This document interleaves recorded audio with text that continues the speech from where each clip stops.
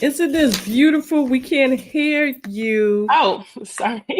Start Oh, all over. That's sorry. beautiful, but start all over. Welcome, everyone. Sorry about that. I was muted. So, welcome to Spiritology Live. Today, we have Miss Phyllis Y. Whitley, who's a holistic relationship coach, prophetic teacher, entrepreneur, and independent book author. And she's going to be interviewing a special guest. Welcome, Ebony the Goddess. She's a nationally renowned sensational spoken word artist, a singer, plus size model, and podcaster.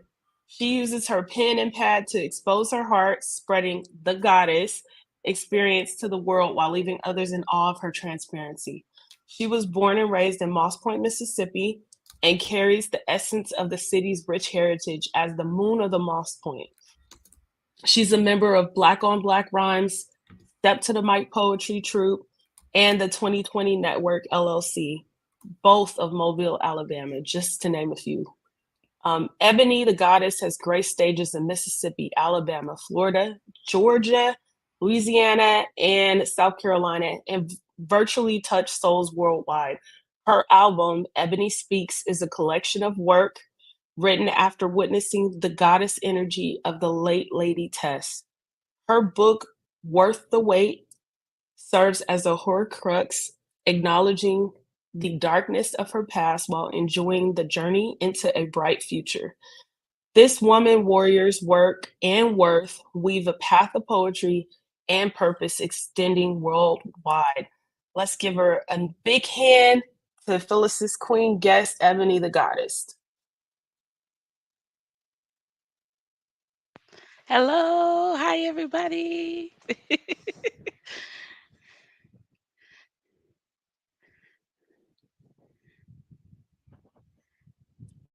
Hey, Ebony.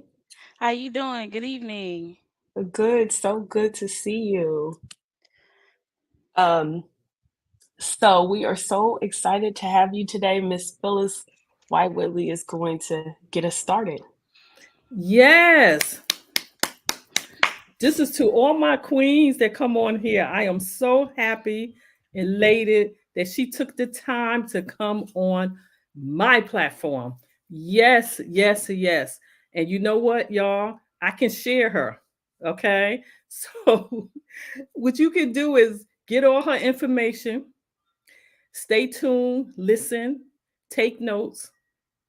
And those of you who wants to know about her book, we're going to start out with that.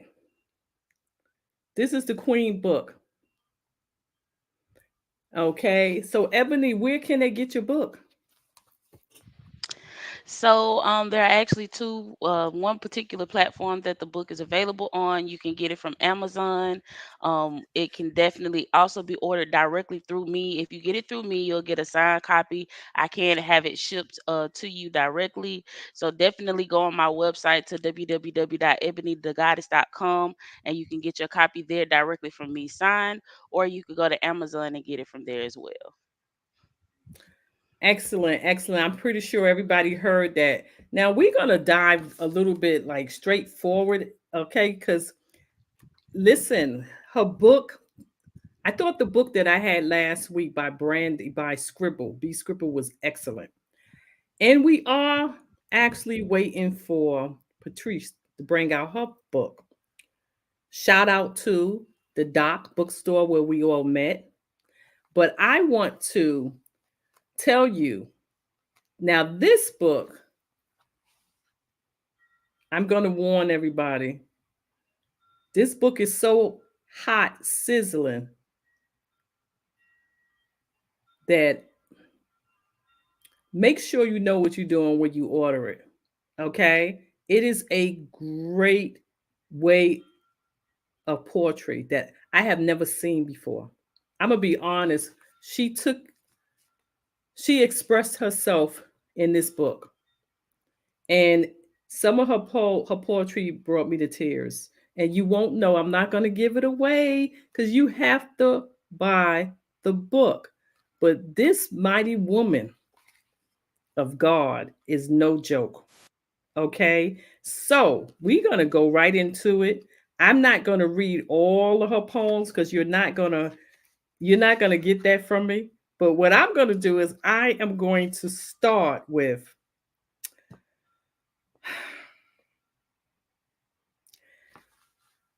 this is one of the poems. He adored me in ways I dreamed my father would have. Seemed to love everything about me. Notice the smallest intriguing details. More importantly, he made me laugh, but somewhere along a year, those laughs disappeared. And the same problem you said you and my daddy had appeared. Slowly but surely, fight erupted. I thought about leaving so many times, but he said he couldn't live without me and that he loved me. Reading this, Ebony, I want you to tell the audience your father absence or lack of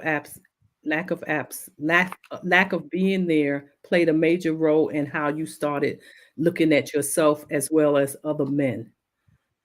Could you please tell us a little bit about how deep was the pain that you how deep was that pain? But and also let us know, is the pain still there? What's your Hmm. relationship with your father today? It's funny you asked that because soon as you started reading the words, I started to kind of get emotional. Um, so yes, the pain is definitely still there. Um, I've come to terms, especially after writing so many poems about my dad and how I felt about him and our relationship. I've come to terms that I had this fantasy of how I was daddy's little girl and daddy was gonna come, save me and all of these different things. And I think it has to do with, like we always talk about, the fairy tales that we as little girls watched, and how we were the princesses and daddy was gonna come save us, or the prince charming was gonna save us. But I think where I was stuck for so long was thinking that my daddy was gonna come save me, but not realizing that the person that I was expecting to save me was the one that was causing the pain in the beginning. And it went from me acknowledging the pain from him, in my later teenage years, to then going and finding a man that was just like him, so much so he had the same name. They were born in different months, but they was born on the same day of the month. They were both born on the second. It was just so many similarities. Um, and I came to terms after that 5 relationship and 2 kids later. That's when I finally realized that I really was dating my father. You know what I'm saying? And it made me realize that I was holding on to um so much hurt from having these dreams, having these fantasies about someone coming to save me, but also about, um I guess you could say, the animosity I had for my father for not even saying I'm sorry. And that's something that I realize I'm never really gonna get. As much I have somewhat of a relationship with my father, and even now I still have some type of animosity with him now, because I feel like he only wants to be in my life because I have boys. And so there's a little stain there, because it's like, now I'm wondering, did you did you want me to be a boy? Is that what all this was for? You know what I mean? So there's definitely still staying there. I'm trying to work it out through myself, because I understand that the root of a lot of my pain was by me lying to myself about what I was supposed to receive from him, and not being able to enjoy what he gives me now is because of me still carrying that animosity toward him. Yes, and we can feel your pain. I felt the pain listening to that. Thank you for sharing. But let me also ask you, it sounds like you're still holding on. What would you say to the young girls out there that father is not there, or father is there but he ghosts them all the time for holidays? What would you Uh, say to those girls? What advice would you give them so they won't do some of the things that you did? um, it's really going to be hard for me to address it to a child because I understand from a child standpoint, how it is. Um, but our parents in general, not even just for the mother daughter relationship, for the father daughter relationship, but also for the mother daughter relationship, we have to understand that our parents are humans, and the same experience, life experience that we're going through, that they have gone through. And what they did was they made what they thought was the best decision for that moment. And even though something that they're doing does not make you feel good, it is not because of you the reason why they made that decision. It's something within themselves, the reason why they made that decision. It could be a positive, you know, uh, influence, or it could be a negative, but it has nothing directly to do with you. So, what you have to do is understand yourself, heal yourself, and focus on yourself. You can't really go through life. Um, Allowing the lack of someone else, of their love, of their affection, of their attention, to be the driving point for you as an individual, because you're never going to get where you need to go in life worrying about what somebody else isn't giving you. You have to focus on yourself. If you have a vision, you have to put all your effort and your energy into that, and use that pain as the pedestal to help you get to the next level, as opposed to it allowing you to hold you down. And that's really what the main reason why I chose the title for the book, Worth the Wait, was because I realized a lot of the weight that I was carrying was because of the relationship what I had with my father, which then um also perpetuated the relationship that I had with my boy's dad, which also perpetuated the relationship I had with my mother. And it was just so many different things going on in one part. But you have to use that weight to fuel your purpose, as opposed to allowing it to keep you from your purpose. Well said. And looking deep at yourself, are you doing that now? Are you using it as a stepping stone, your pain? Definitely. That very poem that you were reading from, um, I wrote that being as honest and transparent as I could be at a time when I was numb. I didn't even know all of that was still in there. You know what I mean? And being able to share that vulnerability, it really takes a strong person to share your vulnerability with the world. Your most intimate moments. There's also a part in that book that I never talked to anybody about. Even my mom reading the book was like, I didn't know that happened to you.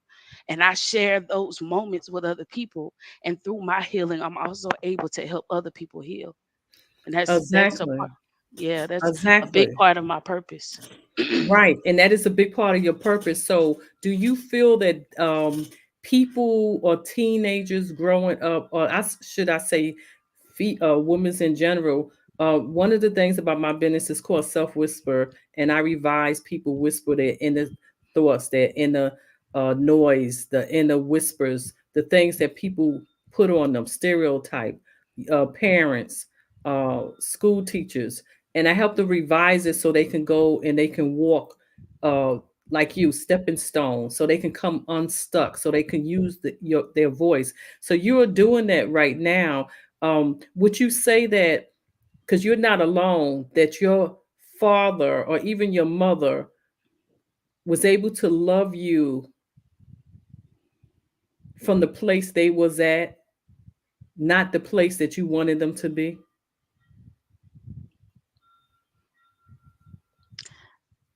I feel like all of that is just a part of the experience of life. When we came forth, when we came through the birth canal, I don't think that there was any positive promised to us without the negative. We all have our own journey that we have to go through, and through that journey, there are going to be obstacles. So I love my mom with all my heart. I don't ever really have anything bad to say about her, but there were things that I went through when we, were, when I was growing up, when we were having our, I guess you could say, disconnect. There were things that I feel like she don't remember, that I feel like affected me deeply. But now that I am, a woman, I can understand where she was coming from. A lot of times our parents will use their fears to try to protect us, and they're thinking that by telling you not to do something, or don't go here, or don't do that, that they're protecting us. But in some cases they can also be hindering us from actually living out our purpose. And once I came to that realization, I was able to understand her love as a mother, but also understand my calling from God. So in that regard, I appreciate your love. I may not like what you're saying, but I appreciate you loving me. But I also know what I'm supposed to be doing in this moment. Excellent. We hear you loud and clear. Before we have this queen give you one of the poems, one of my poems, I liked all of them, but I would love for you to read Damage. But first, if you stay tuned, you're going to get more information. We don't want you to go. We got even a surprise at the end. Meanwhile, what we're going to do is we're going to go to my moderator, and she's going to remind you how to follow Ebony.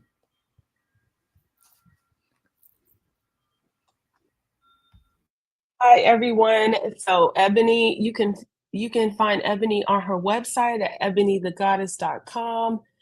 You can find her book, Worth the Wait, available on Amazon. And you can also find her on her Facebook, her YouTube page, Ebony the Goddess, and then her Facebook. Excellent, excellent. Now, before we go into the other section, she has so many different sections in this book. I'm going to hold it up again because you got to go ahead and get this book. Now, one of the things, before she read her poem, Damage, Ebony, could you tell me, were you looking for love or were you looking for your father? Mm. I think I was looking for love, but let me say, on the surface, I thought I was looking for love, but indirectly I found my father. I guess is the best way to explain it. Yes, Um it's good. It's good. yeah. I think you said it right then and there. You found your father. So would you say that your intentions wasn't looking for him? Was it that you realized later down the road by meeting your father over and over and over again that there might be a problem here? What am I doing? Did you wake yourself up, or did somebody come wake you up, or did God come and wake you up? Woke you up at Mm, that time? mm. I'm gonna be honest and transparent. It was a little bit of everything. Um, Before, I didn't realize how the similarities between my kid's father and my father until years after we had, I had left them and everything. Um, but I started having dreams because there was a domestic violence situation going on and off between us. And I think just before I left, I finally got the courage to leave. I kept having these dreams, and it was either one of two outcomes. And I kept having the dreams, and it started to make me uncomfortable. One dream was either where he ended up in jail and I ended up dead, or vice versa, where he ended up dead and I ended up in jail. Either way, my kids would be left with nobody.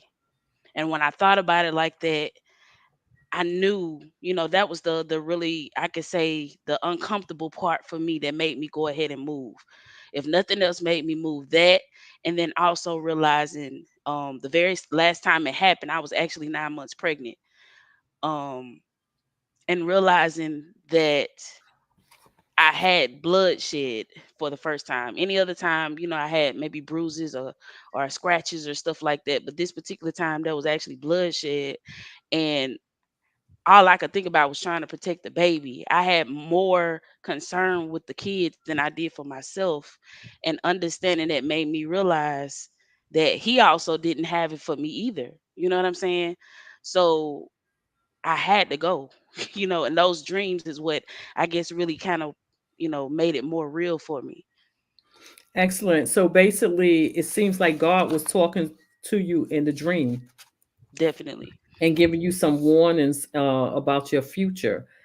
So we are so happy that you actually are the queen that you are today.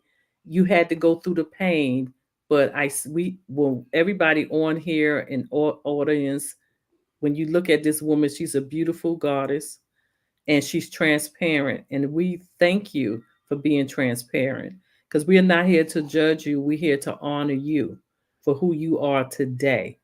Okay. And we are going to go to the poem so you can see. Y'all forgive me. Okay. Because even though I do poetry, I do not do it yet. I'm going to have one of these ladies teach me, one of these queens. So I don't have all the expression, the motion behind it. And I'm going to go ahead and say this. Still waiting for you to walk through the door, praying that you hu- praying that your hug heals our broken parts, begging me to let go of all this hate so that she can hold you. Still hoping that you find love in your heart strong enough to cover mine. She told me to say, I forgive you for abandoning me, for choosing those women over your responsibility, for breaking my heart, not protecting me, for all the tears I cried. I forgive you for not teaching me what love is supposed to look like, that love wasn't supposed to hurt, how a woman is supposed to be treated by a man. I forgive you, Daddy, and I pray that one day I can receive your love. But as for today, forgiveness is all I have for you. I got my box of tissue over here. With that being said,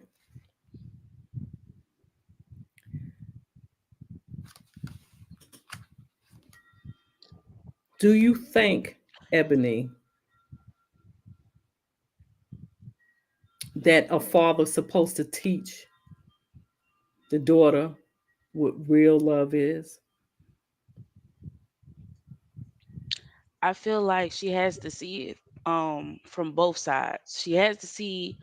Um she has to see her father, her interaction with her father, but even deeper than that, she has to see it how he interacts with her mother.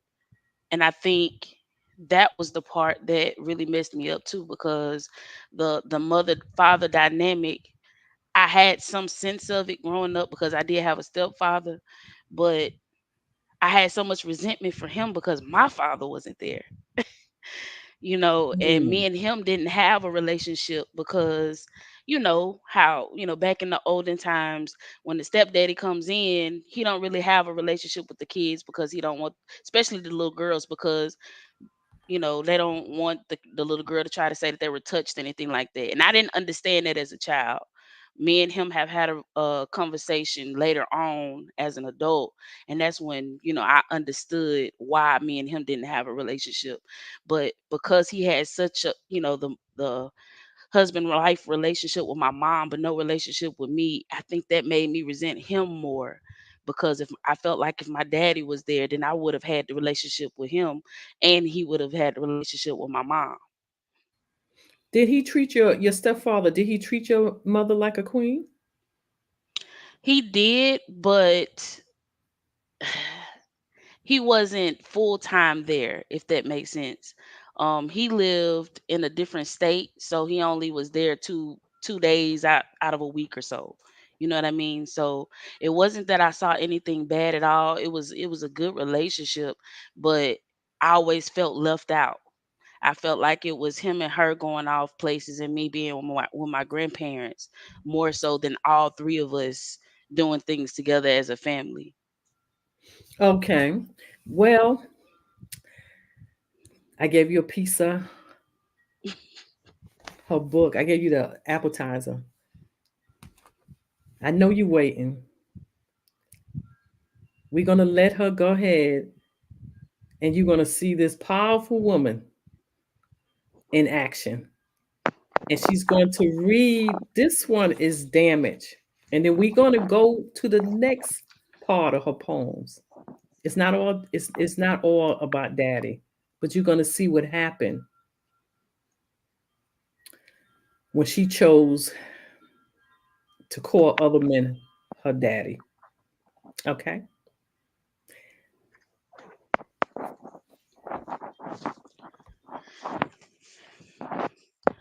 I used my virginity as collateral.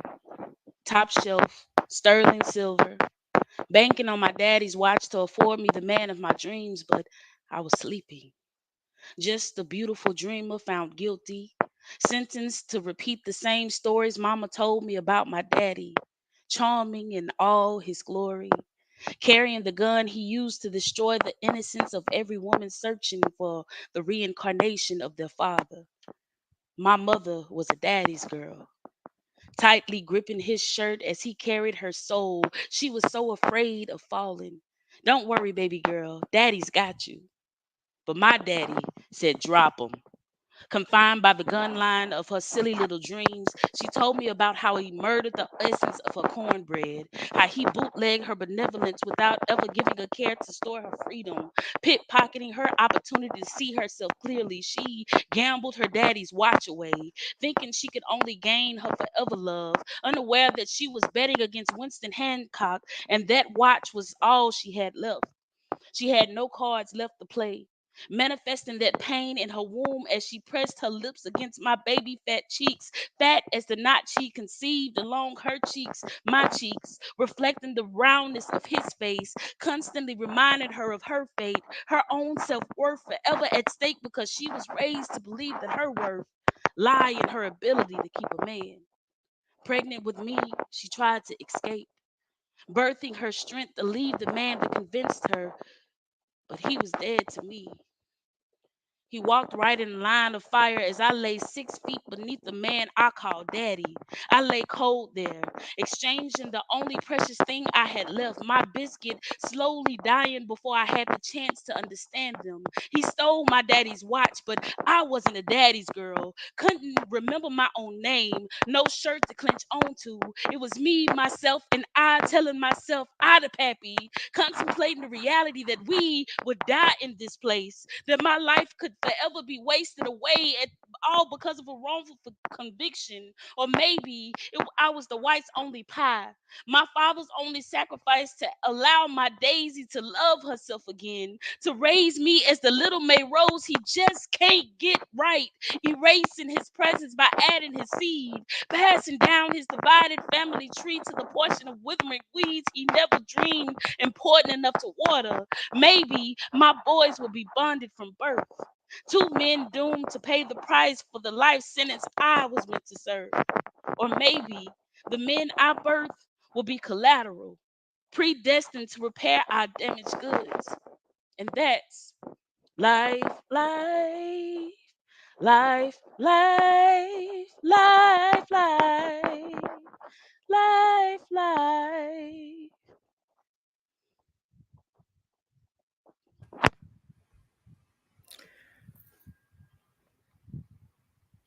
And we're going to take a break on that. Hello, happy souls. Are you ready to take back your promised land today? But first, Phyllis, also known as Miss P, and her Whispervise team wants to thank each and every one of you for joining us on this live stream. Your energy and presence mean the world to us. Enlightenment happens when you visit her website, www.selfwhisper.com. She has a lot of happy whispers waiting for you. From life-transforming books and private coaching to uplifting messages on t-shirts and additional products and services. Be sure to head on over and check them out. Miss P would love to keep in touch with you. And that's why she's inviting you to join her community.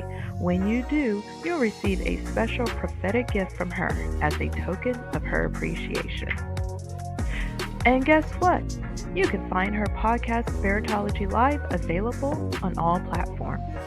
Tune in to gain even more wisdom and inspiration. Need prayer and wish to support us? Visit our nonprofit website www.whispervise.org. Remember, if loving yourself is right, you don't want to be wrong. Don't forget to like, follow, subscribe, and share. Best wishes from the Whispervise team.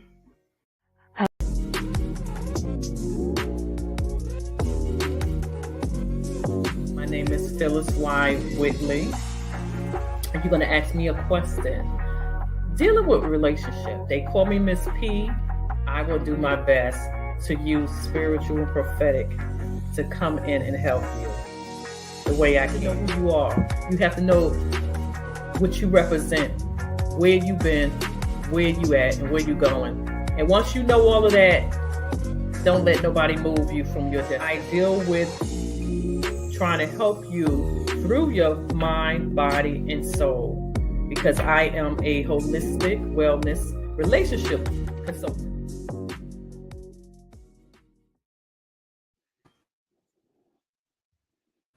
Welcome back. Welcome back. Thank you so much, everybody. I had to get my tissue box. You think I'm playing? You got to go get the book.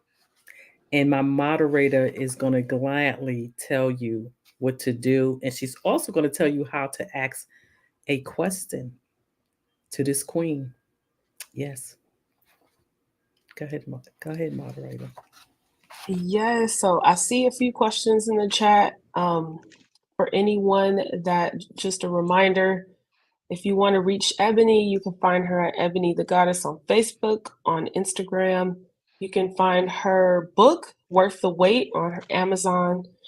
And you can also find her webpage at ebonythagoddess.com. And so I see a couple of questions in the chat. Shout out to New York City. We got New York. Regina Brown has a question. Since your father is in your life, has he helped you in your healing journey, Ebony? So I think that he's trying to do that indirectly. But it's awkward for me without having the conversation. I think that he wants to have the conversation, but he wants me um to start it. And I don't know if I start it, if he's gonna be open to hearing everything that I would really have to say. It's funny because I have a half sister, and when I first wrote the book, she was one of the first people to get the book, and she was going to buy it from my dad, and I told her not to because I knew the very first two poems of the book was directly about him, and she told me that actually may be the best way to have the conversation with him. I haven't done that yet. I'm still not ready for him to read all of it yet. I would want to talk to him before he reads the book, but I'm getting more and more open into it because I see the relationship that he has with my boys, and I do recognize that I'm missing out just because I'm just letting time go by. So I do plan on trying to do it. I just haven't been ready yet. Anytime I get in his face, it's different than having that pep talk. Let me, before you go forth, Sheeta, with the next question, let me ask you this question, Ebony. Are you seeking help, therapy, counseling to help you get through the pain? Because it seems to me, like you said, you know what you're supposed to do, but you're not doing it. So, in a sense, you might be robbing time from your sons because of what you didn't get or what you missed. And if you don't want to answer that, you don't have to. But is there somebody or a community that's helping you get through this? I've had therapy in the past where it was more so about my boy's dad, and it seemed like it kind of hint on my dad, but never did go into it. But now, as of now, no. Um, Financially, I don't have the funds or even the the health insurance to cover having a long-term therapist. I've had sessions, what I can have, but I don't have the long-term benefits to do so. So, Yes, thank you for sharing and being transparent. And those of you that's out there and you know you do coaching, counseling, you can reach out to her. You can reach out to her, and we have some communities out there that can at least put you in that spot with other people who you could at least share the pain together. Because I see a woman that is still bleeding. I hear a woman that is still bleeding. And I don't want your sons to be left out. Sometimes it's possible, and I'm going to ask you, it's almost like, is there a part of you that's might be jealous that he's willing to give them love and he didn't want to give it to you? well, no, I actually appreciate him trying to be in my boy's life because I had such a strong relationship with my grandfather. And my grandparents have touched me in such a way that I don't feel like my parents could have, just because of the relationship that I had with them. So I don't deny my boys their grandparents at all. As a matter of fact, they're literally with their dad's mom more than they're with my mom and dad. And Okay. it's because I believe in, having I understand the importance of grandparents because of the relationship that I had with mine. And the only reason I'm able to even travel as much as I am and do all the things that I'm able to do is because I am here, with their grandma, my mom, so those are my village. I don't allow my kids to go with all these other people. I literally have only three people that I trust with my kids whenever I do have to go out of town and travel for poetry, and it's their dad's mom, my mom, and one cousin. That's it. Excellent. I agree with that. But then ask, if that's the case, what is stopping you? What's the block? What's in front of you? What do you see that other people might not see? Like I said, it's one thing to give myself the pep talk, oh, we're gonna have this conversation. But then when I get there, it's it's awkward. I hate to say it like this, but I've come to the realization recently that I just really don't know my dad. They know more. I've learned more about my father from my kids than I have, just Mhm. being in his presence. And it's funny that I say that, but it's the truth. When I'm around him, he like, "What's up, baby?" And I'm like, "Hey, sir." Mhm. So it's like I can't just go up to a stranger and just pour my heart out. That's how I feel. So I've been trying to get a closer relationship with him first, then be, hey, well, can I be honest with you? This is how I feel. This is why I feel that way. Here's my book. You should read more about how I feel about this. Yes, but let me say this, and then we're gonna go over to the questions. And in closing, she's gonna do one of my best poems that I sing. You are a brilliant woman. I don't know if you really realize that you have a lot to say, and it's a lot of young teenagers and women's over 18 that need your voice out there.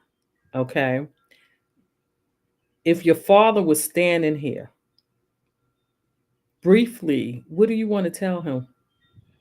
Mm. What do you want to say to him?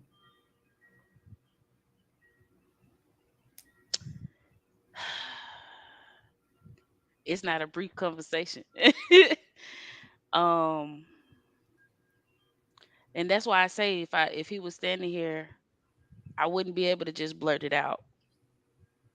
If you asked me if my mom was standing here, what would you want to tell her? I wouldn't be able to blurt it out.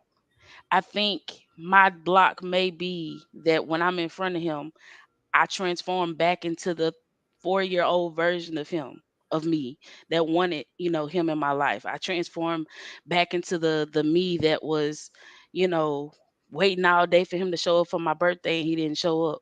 You know, the version of me that received, $100 for my birthday and for Christmas, but my mom showing me the $20 that he put on the card for child support. You know what I mean? I still have all that in me, and he's gone on about his life, and it would have to be a long conversation for me to get all of that out. I would literally have to be the child with all of the toys that comes over to somebody's house and just starts pulling all the toys out. That's literally it, piece by piece. We got to go piece by piece. It's not, oh, because it's not that I don't love you. I love you because I see that you can be the father that I needed through my boys. However, how do I, being the person that still resents you for who you weren't all those years, go from that to now accepting you and trying to say, I just move past it? I can't move past it. We've got to address that first. We've got to go through the mud to get to the dirt. So, Excellent. Well said. Well said. Now what we're going to do is we're going to go see what the audience have to say. Yes, so we have Stella has a question. How do you go on a journey to learn about love when you were never given an example of love in life, Ebony? I feel like I was given an example of love. I may not have gotten it from my father, but there are so many men that I could name right now that have given me a father, the essence of what a father is, or the essence of what I would have needed in a father.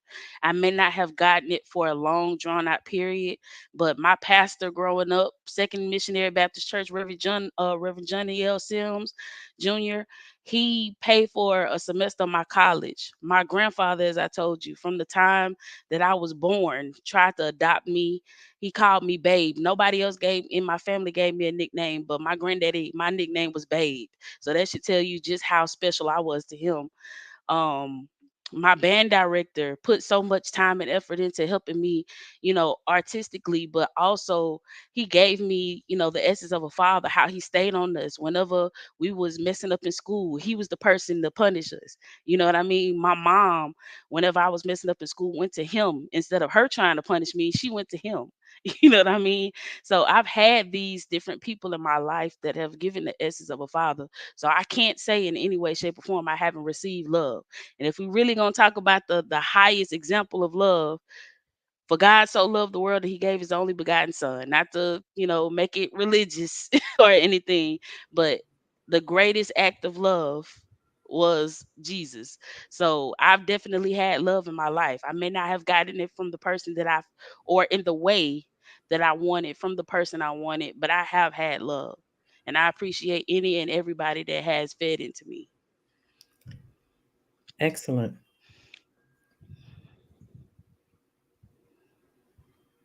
Thank you. Sheeter is going to give you another question.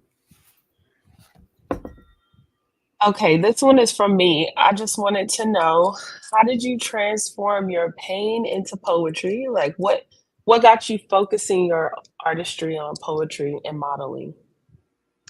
I didn't do it intentionally. It kind of just happened. In junior high, I want to say it was around junior high, they introduced us to the art of poetry, and from there I kept writing. At some point, I went from writing to just not writing. My mom found some of the things that I was writing about and felt attacked, but she didn't understand what I was writing at the time or how I felt about what I was writing, and I stopped. And then somewhere amidst the domestic violence situation, I needed somewhere to feel heard and feel seen. And the page became that friend for me. And I finally shared something in front of people for the first time in 2018. And I realized that my power lie in spoken word, that people have to listen to me for 3 minutes uninterrupted they can't say anything at all, because I always felt like anytime I expressed myself, people always had something to say. They always, oh no, no, no, that's not what happened. You know, you lying, da da da da da. But when I'm on the stage and I'm speaking a poem, nobody can interrupt me. They have to listen. They have to hear me, and they have to receive everything how I say it, how I feel in that moment, and they can't judge me. You know what I mean? And that's why I realized my greatest power was it's powerful to write it, but it's another type of power to speak it. Just like God created the world through spoken word. Spoken word is what created the world. Yes, yes. And I definitely agree. And spoken word is the word. And God used the word. That's why we are all here, because of the word. With the word, everything was created. She's absolutely right.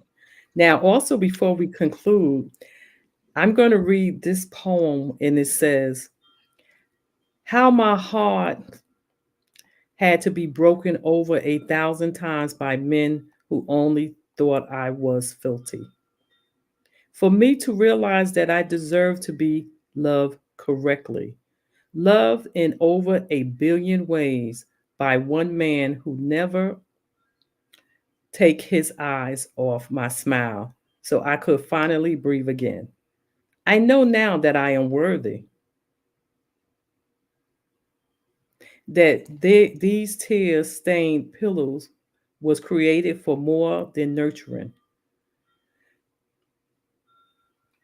The carcass of broken men, that surely if my vessel was strong enough to carry the waste of lovers past, then I am strong enough to open my heart again. Yeah, I get choked up because her poems go deep. Everybody, I'm telling you, when you go get this book, you're going to find yourself in it. She didn't do anything that you might not say. You can say, "Oh my God, how did she do that? Why did she write that?" She's she used the spoken word to speak for those who do not have a voice, to speak to those whose voice have been damaged. So we give this queen kudos. We give her flowers for what she have done and what she's about to do. And we all believe that that relationship with her father is totally healed. We believe it, we Yes. speak it, because she has so much in her future. We do not want her past to shadow her voice or quiet it. So everybody on here, especially those praying people, those prayer warriors, those positive thinkers, y'all send the energy to her, because this young woman have a long way to go, and her voice need to be heard. Now, Ebony, could you tell me, in with that last sentence, you said you're gonna open your heart. It's strong enough to open your heart again. Who's the lucky man in your life? If not, are you willing to love, or the correct way? No, there's not a lucky man in my life right now.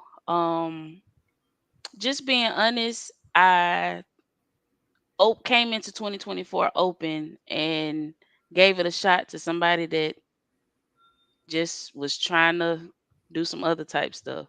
We ain't gonna go into all of that, but all I'm gonna say is that run only was 2 weeks. So Mhm. I'm so glad that I didn't invest another 5 years into somebody that didn't want nothing but what he wanted. Exactly. And just like I tell most of my clients, you're going to meet a lot of frogs on your way before you meet that king. So you have to give yourself credit that you let it go in 2 weeks and then hold on to it. To me, that's a positive sign, isn't it, y'all? That she's saying, hey, I am not going to tolerate this. So you can go right now. So that's, I hear some healing in your voice. And what you did right then and there, your day will come. And y'all see any gentlemen's on here? Y'all see this is a queen, so please don't step to her unless you a king. Please don't even try it. So what we're going to do is we're going to listen to that poem, and I do believe I told you what one I liked it. Was that the Oh, that's the one I life? just did. Yeah, life. That's the one I just did. That's the one that you did just did. It Yeah. was life, and I was wondering why that went kind of long, but that's all right. That was life. Okay. And I believe the other one is all right because I loved I need her to do the testimony. You Mm. have that if she don't mind. And what we want to know first before she go and do the testimony, because I did promise you that this is a little bit more dessert that she's giving you. We are going to, or rather, I'm going to say to her to tell y'all before she go, Ebony, what do you want the people to know about you? Uh, the biggest thing that I want people to know is that I'm not trying to be anyone else's savior. What I'm trying to do is actually inspire people to save themselves, to protect themselves, to be there for themselves. Everything that I write, even if it's not from first person, it's always about self reflection and understanding your power and understanding your importance and understanding your worth. So if you don't get anything else out of my poetry, I always try to find your empowerment and your importance and worthiness in my poetry, and understand that that's what God needs us to do, because nobody's going to protect you like you can. Nobody's going to love you like you can. Nobody's going to pray for you like you can. So understand that you are your greatest asset, and you have the responsibility to do any and everything you can to protect yourself. Excellent. And you notice she said self, self, self, and the name of my company is Self Whisper. So I am the whisperer of self image. Okay. And she just said it. It's all about you. And it's also the reflection you see in the mirror is you. She's really trying to say that you can't change nobody but you. And I give her the applaud for that. And before we go and end it on her, and I'm not saying end it because I hope she and every other guest will come back. I want to know, what are you doing? What do we have forward to in the future? Are you going to do a new book? Who do you want to give a shout out to? Where's your next stop? Could you share that with the audience? Of course. Um, So the first question, I am working on another book. My first book was actually written over the span of 5 years, so I don't know when the next book is going to be done, guys. It's just I'm allowing the creativity to do what it does. Okay, so I'm not rushing it. This book though, I do know it's going to be um kind of like a scrapbook of my family. I have such strong family ties, and so I wanted to do kind of like a family book or a scrapbook of my family and have different poems dedicated to my grandmother, my grandfather, my mother, my father, my stepdad, everybody. When I say everybody, I mean cousins that have gone, everybody that has have impacted me. Also, my next trip, I actually just came back from Montgomery. So I was in Montgomery last night, you guys. We had an awesome time. My next big trip is going to be in June. I am headed to Missouri. I forgot which city, but I'll be in Missouri for a women's retreat type of event held by Miss Kim Summers, I believe is her last name. So if you need information about that, definitely reach out to me and I could definitely get you connected to Miss Kim. Also, I am looking to get into motivational speaking. I haven't officially delved in that realm, but if there's anybody that's interested in, maybe having me for a speaking engagement or something to that effect, feel free to reach out to me because that is something I'm looking to get into.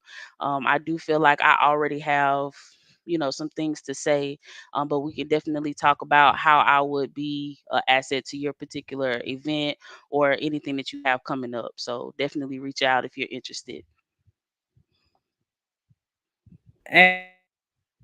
Excellent. Excuse me. I hope y'all heard her loud and clear. and all the information that she wants before she go into the last part of the dessert. We want to thank you. We want to thank you. Well, actually, she's gonna give a little bit of dinner. We want to thank you so much. Thank you for coming on my platform. It's really God platform. Thank you for using your voice. We know that the best is gonna be sent to your whole household. Peace and blessings. And Sheeta, do you have anything to say to her before we end this conversation with her with well, not the testimony, with her poem? No, I mean, I just think that you are so courageous to come on stage or, come onto this platform and do an interview about such intimate, deep things. But I really appreciated when you said that you started doing the poetry because people have to listen to the message that you're trying to give. And I know you're going to reach so many people. So many people need to hear those words and that message. So I'm excited. And actually, because we got a couple minutes left, she do for her poem. I did want to say to you, because a lot of people don't. I have poetry in my books, and don't even ask me how I got there. And so, with that being said, could you tell people, because I don't think they know, I took up poetry in college and then I dropped out because I didn't understand. I didn't understand the passion, the emotion. And I see people talk about, oh, this is, oh my goodness, this. And I was like, I don't get it. I don't get it. But we did, at that time, we didn't know what God had planned for me, because those of you who got most of my books, especially Blackology, and I don't know what's the name, have it up there, put it up there. Um, Literally, a lot of it is poetry. So the connection, as y'all see, I went down to Texas for connection, and I had no idea it was going to turn out to be like that with poetry. And we have a lot. Me and Ebony, as you see, it's a divine connection with everyone that comes to my stage. So we want you to join us. We're going to try to do this at least twice a month. But I want to ask her last before we hit the top of the hour. Ebony, could you explain to people how important poetry is, especially to the Black community? Whew, that's a heavy question. I hate to say it, but it's just like I said about with me realizing once I hit the stage that people have to listen. I think it's the same thing for us because for so long for black people in general, it's always been, our whispers, our screams are translated as whispers. And with that, we could say we're bleeding right now. I give you the perfect example. I don't know if this still happens everywhere in the country, but particularly where I live in Miles Point, Mississippi, I live in one of the rough areas of the city. And anytime you call the police, I remember my cousin was laying on the floor dead for over 30 minutes before help came when we called. And things like that. I hear all these stories about mothers talking about they were getting ready to go into labor, and how they were telling, the nurse, "Oh, I'm having contractions. Oh, I'm in pain." Even my grandma, I remember when we were taking her to the hospital, she would have to argue with her doctor to get medicine for things, telling him about all the pain she's having. He said, "Oh, no, you're fine. You'll be fine. I think you're exaggerating." The doctor was doing this, and I think it's kind of irrelevant for me to mention the skin tone differences in the two. So if poetry wasn't there, I don't know how else we would be able to be heard. Yes, it sounds beautiful when we express these things, but we're expressing some deep dark pain in these poems, especially slam poets and a lot of the poets that are going across the country. We are literally trying to pass off healing, because poetry is the only thing that's really going to wake some of us up and hear what we need to hear in order for us to make it to the next day. We talk about black men and mental health, and how so many black men, a year are, committing suicide. There are poets that I know that have committed suicide. You know what I mean? And I feel like it's not a coincidence that these poets stopped doing poetry for years and then all of a sudden now they're gone. So poetry is one of those things that allows people to actually open their ears and hear us. Even if they don't do anything immediately, it's still trying to it's the medicine that's still trying to go through your veins to actually hit where it's supposed to hit in your body, but it's necessary. Excellent. And poetry to me, I have learned years, decades later, while I was put in that class, poetry to me is your whispers. It's your inner whispers coming out on Hmm. paper so the world can see. So, with that being said, we love you. We thank you. And she's about to give you the dinner. And which one is it? It's too many of them. Oh my God. I don't know. It's testimony or it's you pick one. It's testimony or going home. I just don't know what one. No, no, I don't know. You see, I'm I'm gonna do telling you. testimony, but I Excellent. just want to give you a brief background on that.